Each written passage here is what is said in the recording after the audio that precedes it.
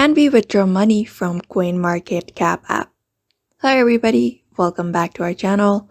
In today's video, we are going to learn if we can withdraw money from CoinMarketCap or not. So let's just go ahead in this video and find out if we cannot or not. So for that, you need to open up the CoinMarket app. If you don't have the app installed yet, you can just go ahead and download it and log in into your account. Once you are here, you will be finding this interface on your screen. So let's just go ahead and look out for the withdraw money option from app. So when we head over there, we can find watch list, text scan, overview, and different options available. Including that, in the bottom, we have news, search, portfolio, and community. So unfortunately, CoinMarketCap does not have a direct withdraw money option that we use on other crypto apps.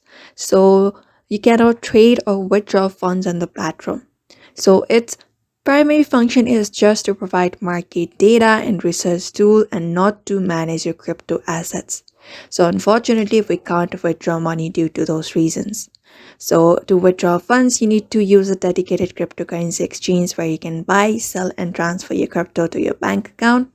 So for now, I hope this information was helpful to you, and thank you for watching this video.